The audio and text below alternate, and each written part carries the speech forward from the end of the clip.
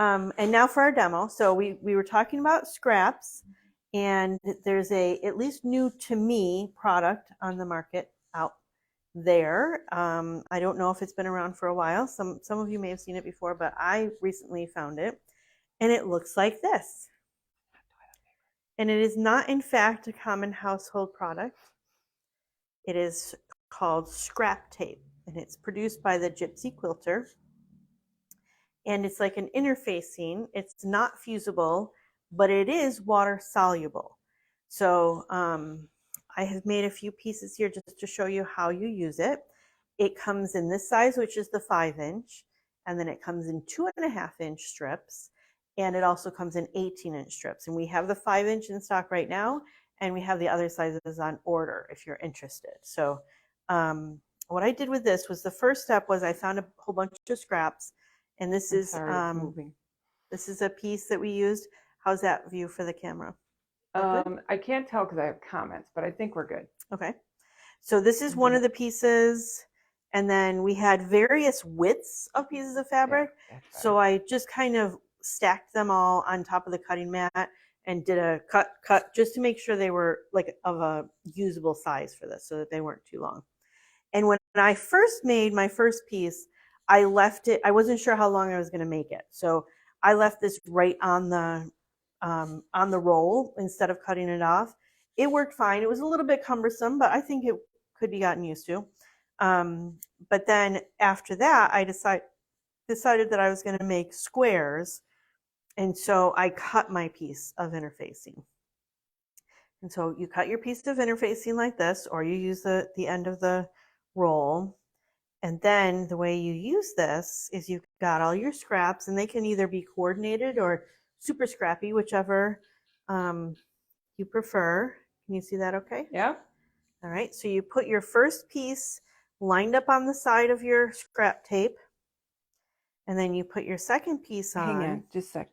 Can you move everything under it so they can see just what you're doing? That's a great idea. There you go. Thank you. Because I couldn't figure out where those other colors were coming from. There we go. That's better. There, that's better.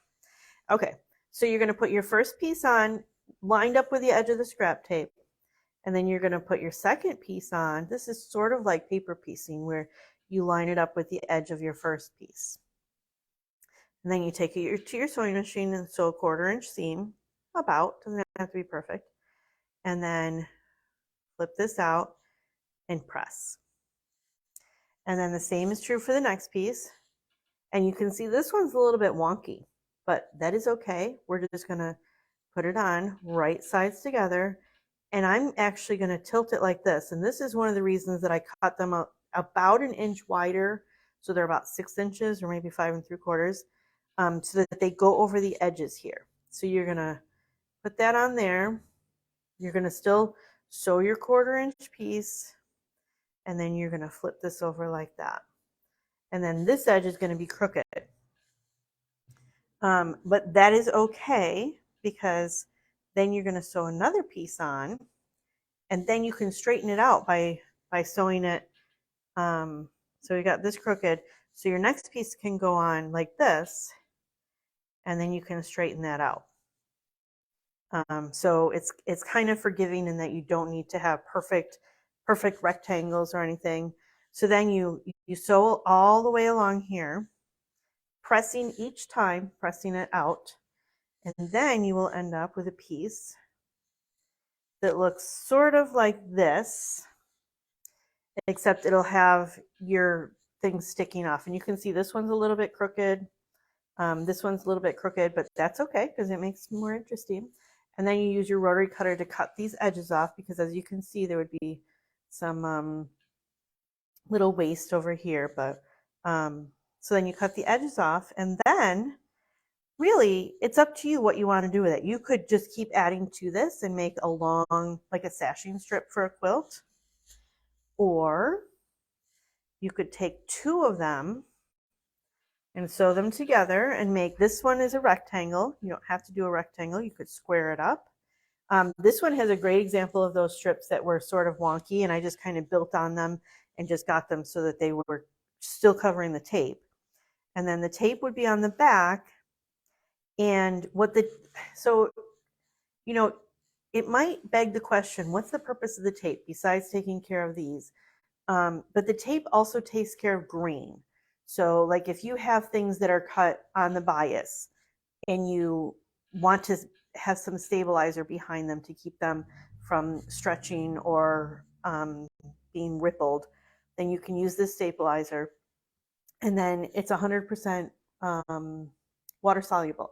So, oh, another tip I forgot to say is don't use steam when you're pressing because then it'll be somewhat It'll dissolved. And you disappear. don't want it to be dissolved until the end, at which point, after you put your whole quilt top together and even after you quilt it, you can wash it and that stabilizer will wash right out. So this is a new product from Gypsy Quilter. We have many of these 5-inch rolls, and then we have, yep, and then we're going to have some 18-inch and 2.5-inch coming. So if you're interested in that, go ahead and comment. And I don't know how many I have coming in, but I can order more.